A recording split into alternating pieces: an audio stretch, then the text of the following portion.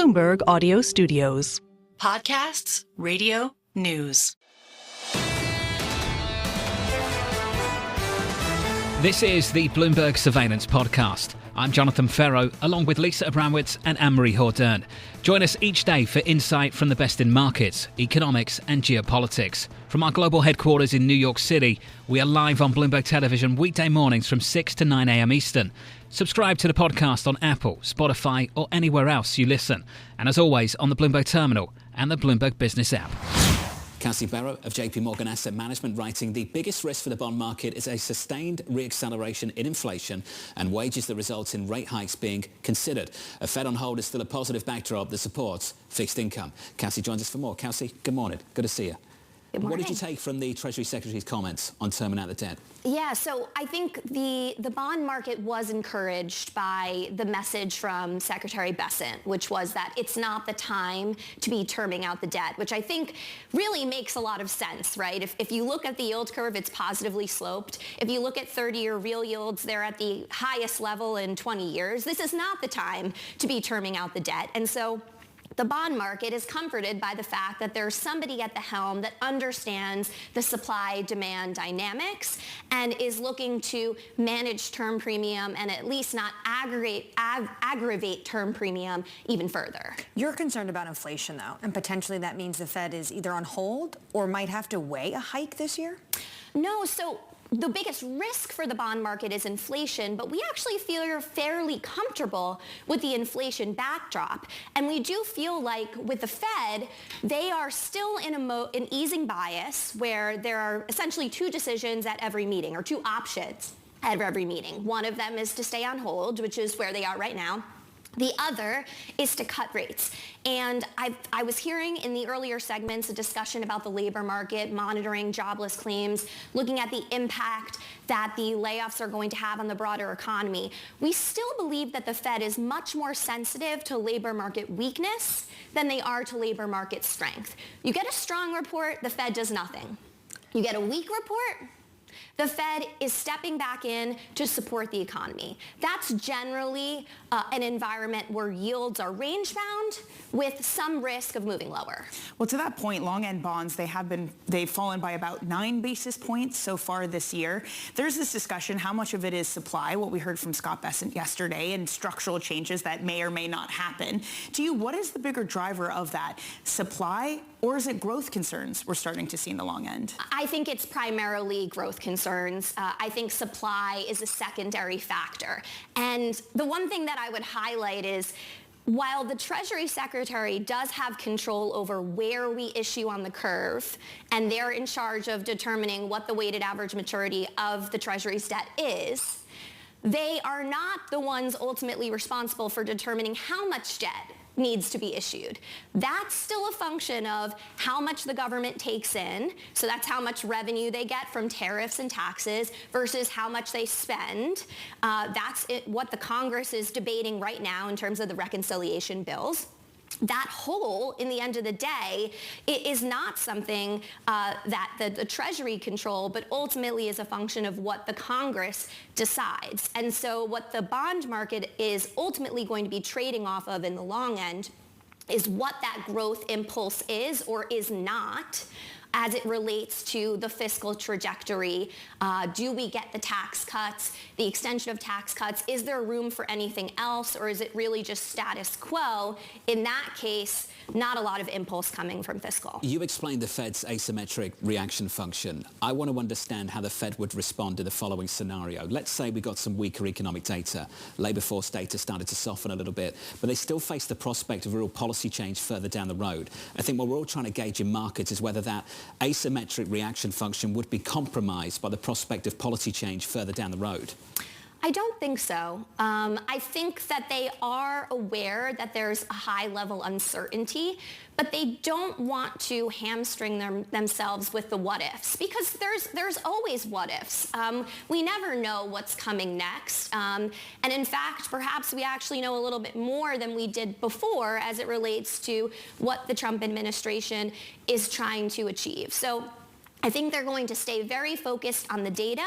They're going to stay focused on the labor market, which for now is still quite healthy. And then on inflation, which, I think this year the Fed is much more prepared for the January inflation heat. The bond market has done a very good job fading the extremes, right? So you had a weak retail sales report. The market brushed that aside because we know that the consumer is fully employed. They're going to keep spending.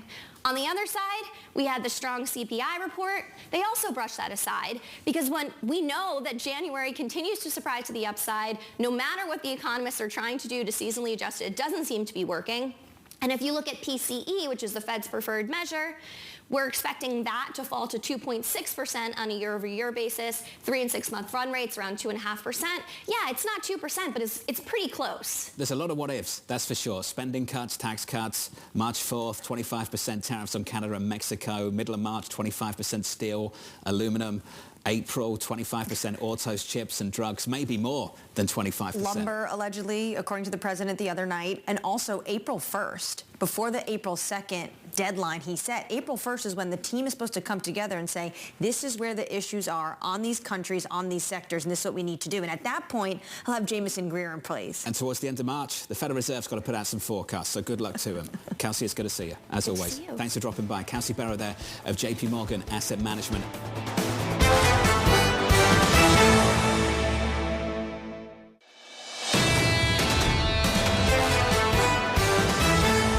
We begin this hour with stocks looking to close out a second straight week of gains. Nadia Lovell of UBS writing, we remain constructive on the medium-term equity outlook, but near-term, the risk-reward is less compelling. While we are staying invested, we advise hedging strategies and standing ready to buy potential dips. Nadia joins us for more. Nadia, good to see you. Good morning. Morning. What would lead to those potential dips? Well, as you've been talking about the uncertainty around tariffs as those dates approaches us, we could see a pickup in volatility. It has implications for inflation. It also has implications for overall economic growth. And so I think we're all watching those days how much of that would stick. We do think probably that 25% tariffs on aluminum and steel will stick. We saw that in the first Trump 1.0 to protect American steel industry. The 25% tariff on Mexico and Canada, we think that continues to get pushed up. That's likely going to be more a negotiation. This week, transatlantic all-time highs. The S&P 500, record high. The DAX in Germany, record high. When you speak to clients, just shine a light on those conversations for us. Do they believe any of this happens? I think that we are a bit surprised that we haven't seen an increase in volatility this year. We were expecting that as the new administration takes office.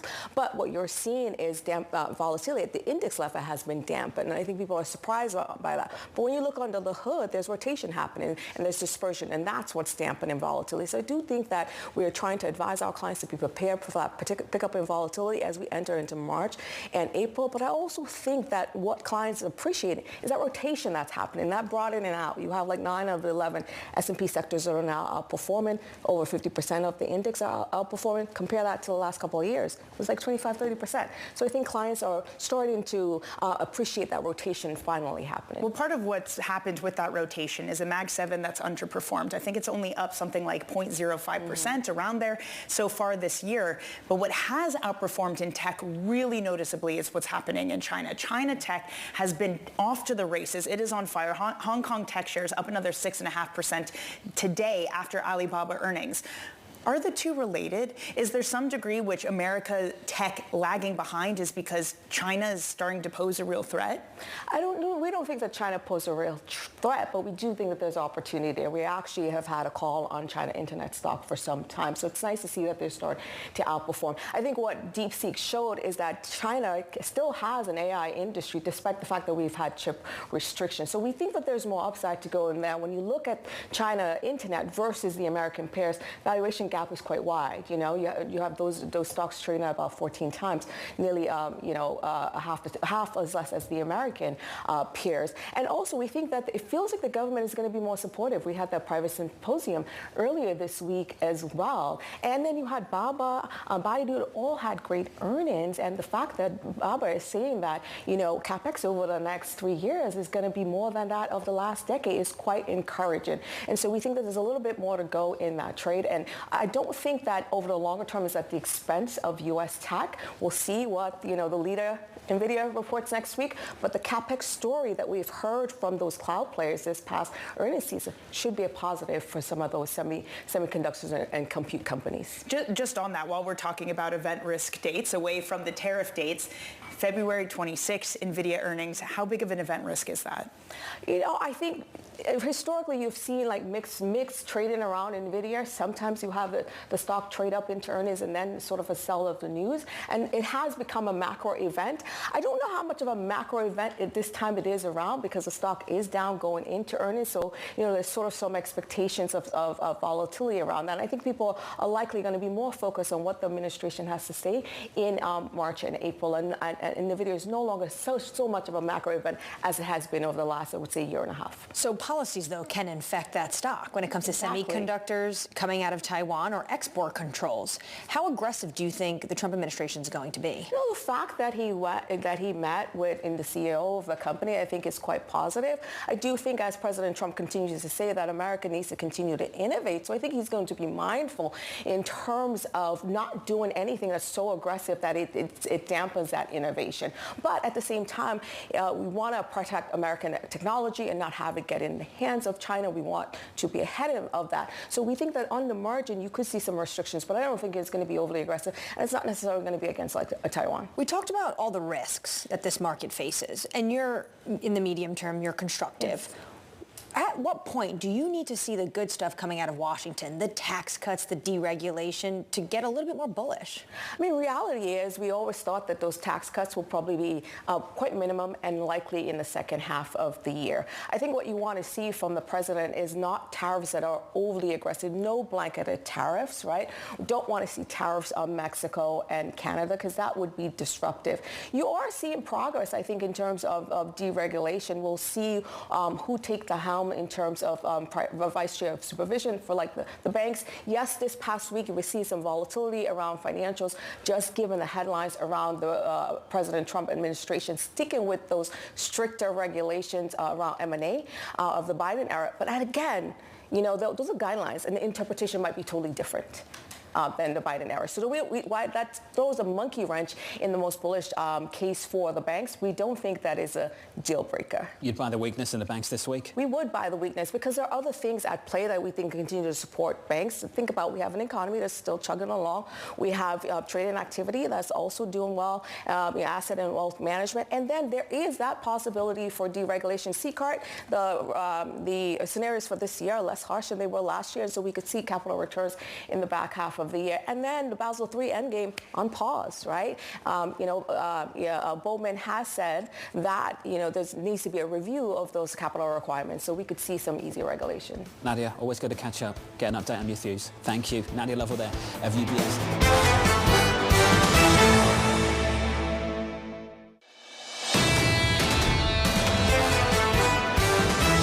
Jason Furman, the former chair of the Council of Economic Advisers, with some sharp words for the previous administration, writing in Foreign Affairs, Biden never did the hard work of explaining to the public that enforcing further limits on trade with China imposed real costs on Americans, but that the national security gain was worth the economic pain. Jason joins us now for more. Now, Jason, I imagine you didn't write the headline, the post-neoliberal delusion and the tragedy of Bidenomics, but certainly the content got a lot of attention as well. What kind of feedback did you get from your own party after publishing that? I've been pleased by the reaction I've gotten. There's certainly some people that have been very negative and very critical. I've heard from a lot of Democrats who were happy that I wrote it and think we need to figure out, a different way for policy going forward. And, I've also, heard from people that's generated ideas. But the one feedback I haven't liked is there's been people from the Trump administration who have leaped all over it without realizing it. It is also a description of many of the problems, in some cases more severe, of their own policies. What do you think is the most severe problem in your mind of what the Trump administration is offering right now? In terms of the economy, tariffs, especially if we actually go ahead with anything on Canada and Mexico, which are just so inextricably linked with the way in which America makes things. I thought it was refreshing that the Treasury Secretary was effectively admitting that it will actually raise prices.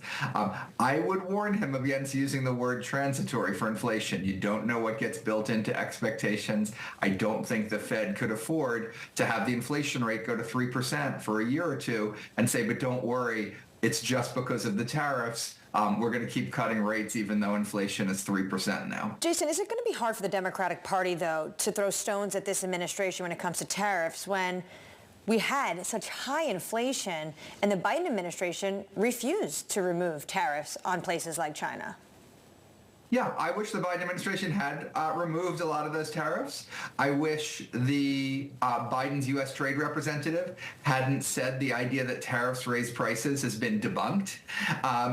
But, you know, I don't think whataboutism helps your economy. And I don't think that, you know, if tariffs raise inflation by 0.5 point and we end up with 2.9% inflation, it may be that Americans aren't really noticing it quite as much as they did a couple of years ago, but the Fed will certainly be noticing it. The Fed's not cutting rates in a world with inflation like that, and in fact, it might even be raising them.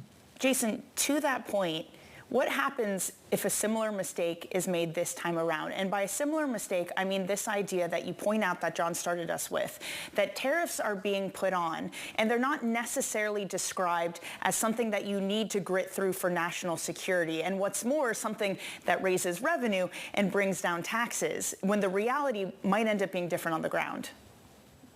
Yeah, I mean, it's a terrible way to raise tax revenue. It's highly distortionary. In some cases, it is a national security tool. And, for example, sanctions on Russia. No one ever said America's going to get rich by putting sanctions on Russia. We understood that we were paying a small economic cost by not doing business in Russia, but they're going to pay a disproportionate cost. And I think it is, if the president uses his leverage well, and not clear that he is, something that would help bring them to the table. That's basically what tariffs are like. And where you especially don't want to do them is where they're on intermediate inputs that are needed for American manufacturing, when they're on things that consumers want, when then there are things that are made by our allies, when they are things where you could cause trade diversion from another country. Just lots and lots of the ones that they've talked about are just very poorly designed. In this scenario, though, Jason, we saw last time around, tariffs were something that specifically hurt growth. Which is the bigger concern this time around? Is it some sort of inflationary impulse, or is it weakened growth and weakened demand? In the medium and long run, it's definitely growth. When I teach tariffs in class, we don't focus on the inflation aspect of them. We focus on what it means for both consumers having worse options to buy things, and producers who are effectively putting a tax on as well, having a harder time selling things. In the current conjunction, though, we have underlying inflation at around 2.5%. If it falls by a few tenths, we're in great shape. The Fed can resume rate cuts.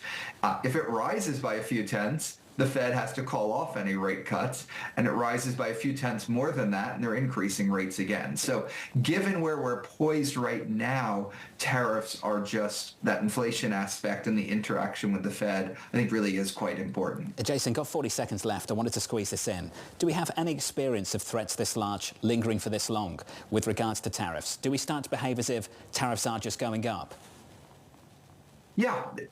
Record amounts of uncertainty that businesses are facing right now. Just even threatening tariffs and unthreatening them has been studied by economists, and it has an effect, and that effect is a minus. So it's not something we should be playing five-dimensional chess with. We should be clear, transparent, and ideally limited. Jason, appreciate your time and a publication. Enjoyed the piece. Thank you, sir. Jason Furman there at the Harvard Kennedy School.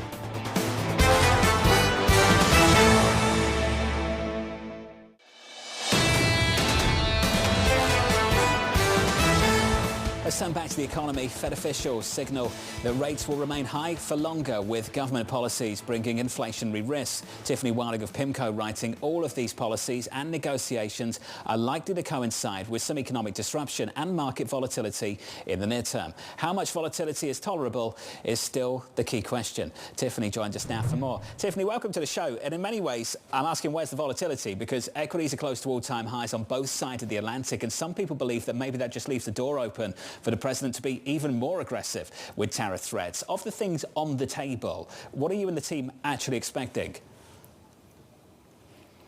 Yeah, so I think there's clearly a lot of uncertainty here because I definitely think inflation, as you mentioned, and market volatility will be a constraint to what the administration eventually does. But nevertheless, what they are saying they're trying to do is they want to rectify decades of trade imbalances that have treated the United States, and in particular the manufacturing sector in the United States, unfairly. In order to rectify those balances, they have to really get at some structural issues within the global economy, within these economies that run surpluses, like China, Japan, South Korea, and Germany. And so these are not going to be things that are easily negotiated. And if they are changed, if the Trump administration is trying to force changes, certainly could result in some disruption. So I think how much disruption is tolerable, is kind of the key question here. And when we look at market pricing, it does look like there's a lot of sanguine kind of pricing when we look around. The markets don't seem to be really reacting to the potential for this type of disruption. Tiffany, do you think the Fed will react? When they meet in March, they've got to put out some new forecasts, and we know that we've got certain tariff proposals on the table for March, including 25% on Canada and Mexico, 25% on steel and aluminum, and then in the following month, if we go into April, there's the reciprocal tariffs that people are looking for as well. How do you expect the forecast to change, if at all, at the Federal Reserve? Yeah, I think this puts the Fed in a really tricky position, because these types of policies, they will result in likely will result in a delay of the Fed meeting its 2% inflation goal. They'll result in one-time kind of price level adjustments as these tariffs are passed on to consumers. But at the same time, they could also result in some economic disruption. Growth can have a bit of a drag from this. Other policies that the Trump administration are implementing, like more aggressive immigration policies, some of the potential government spending cuts that are being discussed within these reconciliation bills, all of that will put downward pressure on growth. And so that's that kind of goes against the dual mandate. You have conflicting issues. I think in terms of the Fed, basically what they've signaled is that the economy is coming into this period relatively strong position.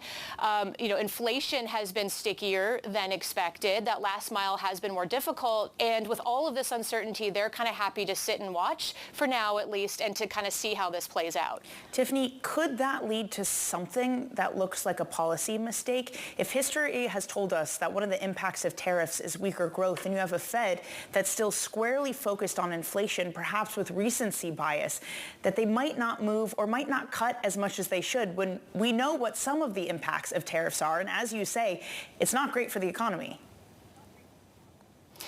Yeah, I certainly think that's possible. I still think that the Federal Reserve is squarely focused on the labor market. As we saw in the latter half of last year, with unexpected weakness in the labor market, really kicking off about 100 basis points of cuts and adjustment lower in the Fed funds rate.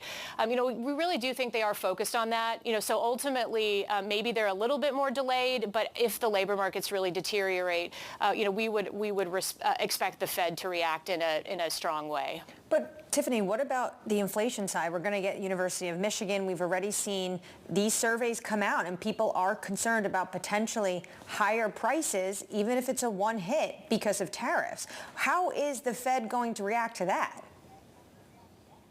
Yeah. I mean, ultimately, we agree. It's a tricky position for the Fed. I think ultimately, for now, the Fed is going to stay on hold and is going to watch how this plays out. Inflation, a movement higher in inflation expectations would be something that the Fed would be, very much focused on, and ultimately could, delay or mute the extent to which, they cut the policy rate, even amid, a growth scare or some deceleration, on the activity side. So I think this is something, again, that they're going to continue to watch, and it sets up for a very tricky position for them. Tiffany, what is our experience of tariff threats lingering for this long? If this just persists through the year, do we have an experience of that? What happens? How does the consumer behave? How do companies behave? Yeah, well, here again, I think there's a little bit of, I hate to be a two-handed economist, but, you do have expectations that impact behavior, and that can go in both ways in terms of growth and inflation. So you certainly have evidence from the first Trump administration that increases in just policy uncertainty, economic or trade policy uncertainty, does hold back hiring, does hold back investment, as businesses are more unsure of what the rules of the game are. At the same time, though, you also see some, call it front-loading behavior. And we think we are absolutely seeing consumers do that now. So we've seen an increase in goods purchases. That drove the acceleration in consumption in the second half of last year.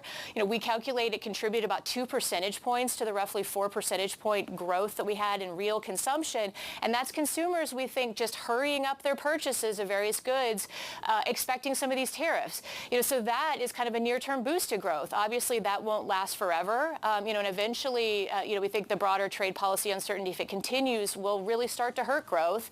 And ultimately, I think the risk here, relative to where we see, consensus in terms of forecasts, 2% growth for 2025, I think the risk here is probably that growth comes in lower than that, as you look across these policies, that are being discussed and even implemented. Many of them, outside of maybe tax cuts, aren't great for the growth outlook, at least in the near term. And of course, when and if we do get tax cuts, that's more of a second half story and a 2026 story. So the near term risk, I think, is more of a loss of momentum in the U.S. economy here.